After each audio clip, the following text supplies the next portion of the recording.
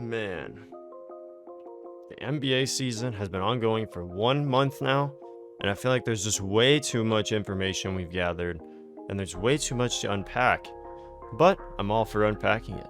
Welcome to the channel, boys. My name's Mason, or Severity. It's up to you, whatever you want to call me. And let's get straight into today's video. I wanted to start today's video off by talking about the hottest team in all of basketball, the Sacramento Kings. The Sacramento Kings have been very phenomenal so far this season. They have come in winning 7 of their last 8 games. Now, we know the Kings' schedule has not been very tough as of late, including this winning streak. The only thing that I would really say was tough on this winning streak, they took a game against the Cavs. Although it was a home game, they still rocked the Cavs. You know, they beat them by 7. And then they come out, they play against the Lakers, win that game. Then they go on a 4-game home stretch and win all 4 of those against some good teams, you know, including the Warriors, who are okay, but they're kind of shaky so far. The Nets also shaky so far. They dropped 153 points. I know you've probably heard that already. I just wanted to remind you. They are the #1 offense in basketball as of right now, averaging 121 points a game. Ridiculous. They passed the Boston Celtics. The Celtics were the #1 offense for, I believe, like the first 2 or 3 weeks of the season. It wasn't close. The Celtics have been phenomenal as well. But the Kings have just shown us that they really want to win, and they are here for it this season. Of course, they have the whole light the beam in the stadium thing, and I am all for it. I think it's amazing. I think it's funny. But regardless of how hot they've been, there's a team that hasn't been so hot, and that team is the Golden State Warriors. The Golden State Warriors, as of last night, got absolutely cooked. When I say cooked, I mean cooked, right? Cooked by the New Orleans Pelicans. 45-point blowout, wasn't even close. Of course, it was a road game, so when you hear the Warriors and road game in the same sentence this year, you already know what's going to happen. And they were resting their starters as they were coming off of a back-to-back. That has been one of their main strategies so far this year. And Brandon Ingram had a little bit of a Mickey Mouse, 34 points, just because he was playing against their backups. And it's kind of easy to see why. I mean, their defense is poor when the starting 5 are not on the floor. Their offense is poor as well. Very inconsistent, the guys off the bench are. Jordan Poole has shown that on the bench, he is not nearly as good. His efficiency is actually, he shoots 10% worse when he comes off the bench than when he's actually a starter. And I believe that's probably what gives them a lot of issues, is just the inconsistency with these bench guys. Of course, we do love some of these younger players on the team, like Jordan Poole, Kuminga, and DiVincenzo they picked up from the Kings in the offseason. However, he has not been very good at all.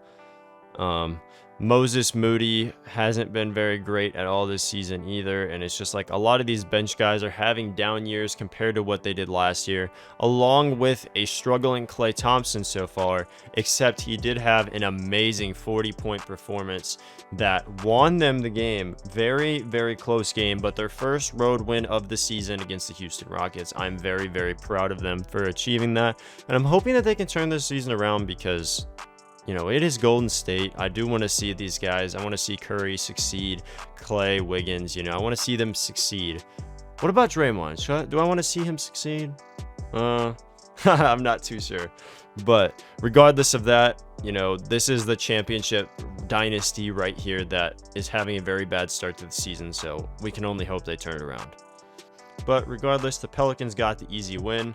And honestly, I think the Pelicans are facing, up and down success just because of all the injuries. Not everybody's playing that great. CJ McCollum's having a very down year.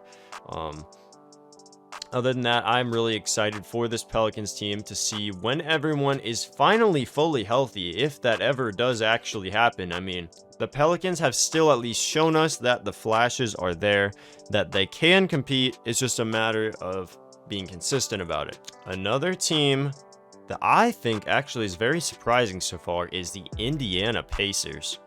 As of right now, the Indiana Pacers are 5th in the league in points per game at almost 117.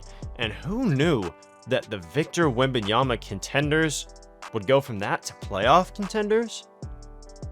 Who would have thought?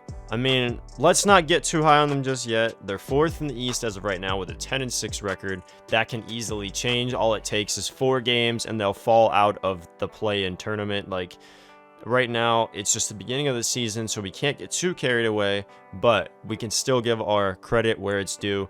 Benedict Mathurin has been absolutely crazy off the bench. I mean, the guy's averaging 20 points a game off the bench.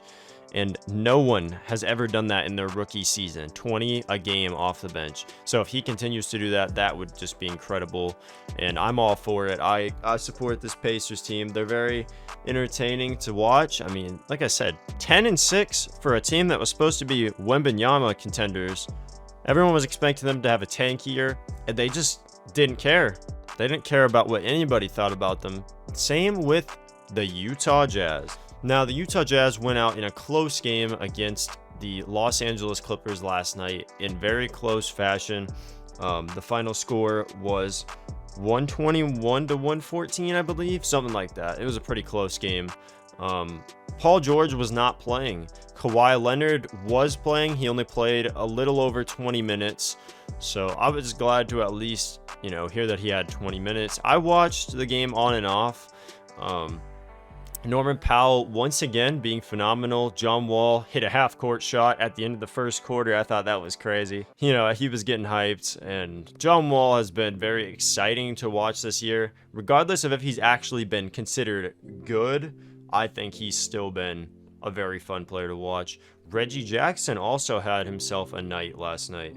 And overall, I just believe that the Clippers are showing very, very good depth in that they are able to win games even without their star players. As we all know, we don't know when Kawhi plays and when he doesn't. It's just kind of an on and off thing.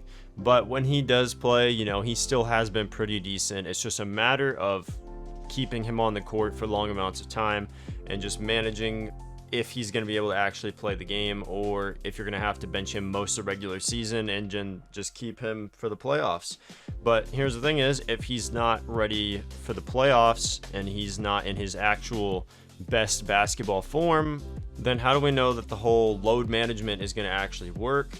Paul George being out, of course, too, is another thing. Is what if Paul George isn't healthy? Kawhi, like I said, the whole load management thing. It's just a lot of question marks for the Clippers. I'm not going to fully get into it, but just keep an eye on these Clippers. They're fun to watch, but you never know what their actual success is going to be. Now, continuing their dominance over the Eastern Conference is the Cleveland Cavaliers. The Cavs came out strong against the Atlanta Hawks, had a very, very good second half, and Donovan Mitchell and Darius Garland once again combining for over 50 points, and it's just an electric offense to watch, and just seeing the young players flourish. I mean, Garland's still very, very young. Allen was just coming off of an all-star season, and their whole team was kind of injury riddled last year, which kind of kicked them from the playoffs down to the play-in, where they ended up losing. And I believe this year, if they stay healthy, they will definitely be a top 4 lock in the Eastern Conference. Donovan Mitchell, of course, has been playing at almost an MVP candidate level. Right now, I for sure would say he's a top 2 shooting guard in the league, along with Shai Gilgeous-Alexander. I mean, of course, I would say that being a Thunder fan, but I believe Shai is also, you can't deny his greatness as of so far this season. Of course, it's expected for his averages to drop, as, we're not expecting every player in the league to be averaging 30 as they started out the season doing so. But I believe Shai could still have a great year for the rest of the season. As for Donovan Mitchell, I just have really liked how he's played so far at the Cavs. The way he runs and fits in this offense is absolutely unbelievable. I mean, just seeing him pair up with a guy like Jarrett Allen, who's such a huge paint presence, who's a great defender, great rebounder, and he can even score the ball very well in the paint. I just believe Donovan Mitchell, he needed that kind of guy. He kind of had that in Rudy Gobert, but they didn't have a good chemistry, and, of course, the whole bubble situation ruined that chemistry between him and Rudy.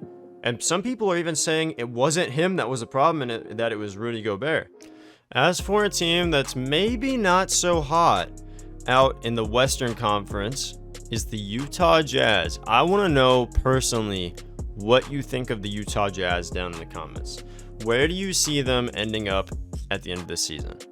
I don't know if this success that they're having is sustainable. I don't know if they're going to be able to keep this up for an entire NBA season. I don't know if that's going to happen. Maybe it will, maybe it won't. We really cannot know. We can only predict.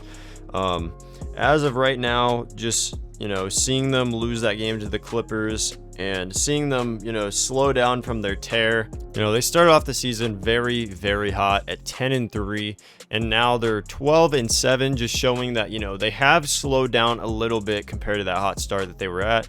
My question is, can they keep it up? In this game against the Clippers, Lauri Markkanen showed once again why he is having an all-star caliber season out in Utah. He had 25 and 10 along with 3 assists, a steal, and a block to go with it. He shot 1 for 5 from 3, which is kind of nasty, but he was plus minus of 14 during the game, showing that he is a big part of the reason why they're having so much success. He's hard to guard. He's a 7-footer that can just about score from anywhere on the court. And he really has been getting in his bag this season now that he has more of an opportunity compared to in Cleveland. He's finally healthy, and I really, really like that about this Jazz team. Now, as for a team that came out last night and really showed us that they wanted to win was the Chicago Bulls. And more specifically, someone that I was very excited to see having a good game was Patrick Williams. I know for Bulls fans, Patrick Williams has been a major upset. I've definitely seen lots of critiquing of his game. His offense has been very lackluster as of late. He showed us really that he wanted to get in his bag against the Celtics, and I really did appreciate that. I saw a couple shots from him that I really liked, and he came out, he shot 3 for 4 from 3, which is a very good shooting performance. 6 for 9 from the field, and of course DeRozan pitched in 28 points. Levine had 22, and that's really what won them this game. And of course, Vucevic is the board man, and even off the bench, 12 rebounds in 13 minutes for Andre Drummond. You will understand how insane that is. That's literally 1 rebound a minute in the minutes this man played. That includes 4 offensive boards during that time. I mean, they absolutely killed him on the glass. I actually did not get a chance to watch this game, but of course, I'm seeing a little bit of footage from it here, and just knowing that Jason Tatum is still having a pretty good season so far. He's still averaging 30 plus points per game, and he's showing why he's still an MVP candidate. And I just am really high on this Celtics team because, as we've seen, they don't have their number 1 paint presence and rim protector, and they're still arguably the best team in all of basketball, which is amazing coming from this team. Next up, for more of a down note, we got to talk about my Thunder. Came out last night, and we kind of let RJ Barrett cook us, and RJ Barrett has not been having a very great season so far. He shot 3 for 4 from 3, 10 for 16 from the field, giving us 25 points. Randall gave us 25, and then Brunson, the player of the night, had 34 along with 9 assists. And honestly, that's just what lost us the game, was our defense just not being able to hold up the Knicks from scoring at all. Of course, we had guys like Dort coming out. Dort actually gave us a good scoring performance. He had 24 points on 9 for 14 shooting. Shea, of course, had 30. Shea always gets 30, he's just that guy. I'm really excited to see what all he can do this season. He's been very electric so far, and I'm just excited to see where he can go, especially next year once we have a healthy Chet. I believe that the Thunder can be a playoff contender. Maybe not championship, but can definitely give some big teams some trouble in the first and second rounds. My main question as of so far has been Josh Giddey, But Josh Giddey did come out last night against the Knicks, and he had himself a pretty solid game. You know, he had 18, 9, and 7, shot over 50% from the field. I think that's a win for him. Now, one of the few things I'm yet to understand is what is going on in Minnesota. As of so far, Minnesota was 5th last, so 25th in the league in 3-point percentage, and they were also 25th in turnovers. So, you know, they are not efficient shooting threes, which is what this league today is very reliant on, and they're turning the ball over at a very high rate, which is just not good at all for this Minnesota team. However, they did come out here against the Miami Heat, give them trouble, and overall cause Max Strus and Bam Adebayo to both have terrible shooting performances. And Kyle Lowry. Kyle Lowry was 5 for 16, Strus 7 for 23, and Adebayo 7 for 18. That's one thing you can always trust with this Minnesota team, I believe, just because they have Rudy Gobert. Rudy Gobert is arguably the best paint defender in basketball. You can make arguments for other guys. That's not the point of this. The point is that their defense, when he's on the court, is amazing. When he's off the court, it sucks. And when Cat's on the court and not Rudy, their offense is good. But when you have just Rudy and not Cat, their offense sucks. So it's like, it's kind of just all over the place. They need to find a little bit of a middle ground, kind of a consistency in between the offense and the defense. And hopefully they can get things worked out. I mean, now what really won this game for the Timberwolves was the third quarter. They literally doubled the score of Miami during this quarter, 37-19. They came out here. They showed us a really poor first half. You know, they were down by double digits at halftime, and they just literally erased that all in one quarter. And I really, really like that from them. They were able to come out and just be smoking out in the third quarter. Again, my problem with the Timberwolves is just their consistency, and the Heat, of course, have been getting beat up so far this year. Just the lack of PJ Tucker, their aging roster, and overall the East did get better, so it was expected for them to drop. Maybe not as far as they did. I wasn't expecting, but of course the drop was still expected, to say the least. They maybe can still turn this season around. It's just a matter of trying to find what works. Give Adebayo some more shots. That's my thing. If you can give Adebayo some shots, I believe he has the skill set to get it done. It's just a matter of giving him the actual opportunity. The Cleveland and Atlanta game was very, very exciting. Overall, I believe that, you know, we had a very, very good group of games as of Monday, the 21st of November. We had some very, very exciting games to watch. We didn't have any like crazy back and forth games as I would have anticipated, but we did have, you know, the Bucks game was pretty close. The Blazers looked solid even without Damian Lillard, and I'm glad that the Blazers are showing signs that they can possibly be a playoff team that may even get past the first round. We aren't 100% sure yet. As for the Blazers, they are in a 3-game skid because of the lack of Damian Lillard, which is not good for them. But when he does play, they have been phenomenal this year. So before this skid that they're on, they were 10-4. They dropped from first in the West. Now they are currently 8th, trying to fight back into that top 6 playoff lock spot. Of course, it is the beginning of the season still, but it's just crazy to see how that happens, going from all the way at the top to all the way down to the middle of the conference in a matter of 3 games, and just watching them drop. Overall, I think that's going to be it for today's video. Let me know anything you want me to do for a video. If you want me to talk about a certain team, my thoughts on them, or anything like that, someone that's struggling, a player, a team, anything, let me know, and I will try my best to cover it. I will catch you guys in the next video. Thank you so much for watching. Like, subscribe, or else, and peace.